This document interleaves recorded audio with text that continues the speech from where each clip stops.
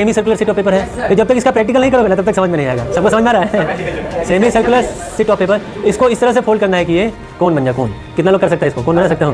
ये तो ये दिखा दिया तुम लोग करके, तुम लोग बना सकते हो क्या? कौन बन जाएगा सबसे? साहित्य। साहित्य तुम ध्यान नहीं दे रहे हो। देखो इधर, ये साहित्य उदास क्यों रहता है आजकल? देखिए बहुत साफ नहीं बोलता है। देखो इधर देखो, अच्छा एक मिनट देखो इधर, इसको इस तरह से फोल्ड करना है कि ये कौन बन जाए। क्या सबको समझ में आ रहा है? क्या ओवरलैप नहीं होना चाहिए, ये जो कॉर्नर है कॉर्नर से कॉर्नर मिलाना है। समझ में आ गया सबको? ये कौन दिख रहा है सबको? अच्छा ये जब सेमी सर्कल था, इसका कुछ दिया क्या? सेमी सर्कुलर पेपर है, डायमीटर कितना? 28। ये यहाँ से यहाँ तक का लेंथ कितना है? ध्यान रखना, ध्यान, यहाँ देखते रहो तो समझ में आएगा। ये 28 लेंथ है, तो ये आधा से कितना लेंथ हो गया? 14। जब इसको बनाने जा रहे हैं कोन, तो जैसे ही कोन बनेगा तो वो 14 कहाँ पे आ जाएगा?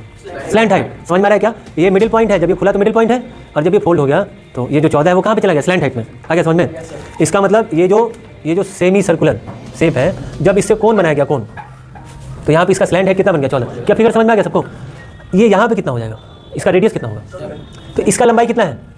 वापस से देखो इसको, अगर ये 14 है, 14 सेमी सर्कल का जो पेरीमीटर होता है, मतलब सिर्फ यहाँ से यहाँ तक वो पाई आर होता है। पाई आर, पाई का मतलब 22/7 इंटू में 14 करने पे 44 आएगा। मतलब ये वाला लेंथ जो है सिर्फ जो चांद के शेप में है वो 44 हो गया।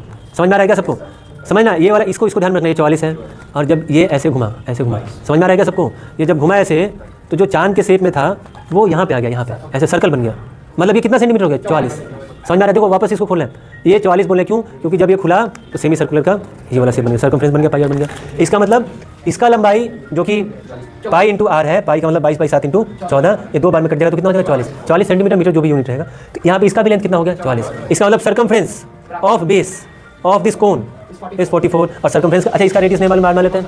तो सर्कमफ्रेंस का फॉर्मूला क्या होता है? 2 पाई, बेसिक फॉर्मूला तो याद होना चाहिए 44। क्या ये दोनों कट जाएगा? आर इक्वल टू कितना हो जाएगा? 7। जब रेडियस मालूम चल चुका है 7 और स्लैंट हाइट मालूम है, तो क्या निकालना है? वॉल्यूम।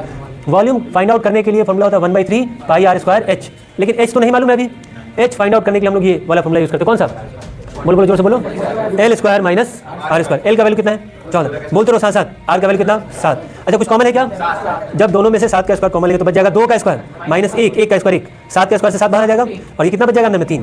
इसका मतलब इसका वॉल्यूम होगा 1/3 22/7 22/7, और रेडियस मतलब कहाँ गया 7, और इनटू में हाइट कितना है इसका? 7√3। क्या 7 से 7 कट जाएगा? और कहाँ पे? अच्छा यहाँ पे स्क्वायर है, तो एक बार 7 कटा, क्या बच गया? 22 बच गया, एक बार 7 बच गया, और 7√3 बच गया, और 3 बच गया। जोड़ घटाओ गुना भाग करके जो भी आएगा क्यूब में वो आंसर हो जाएगा। सबको आ गया समझ में?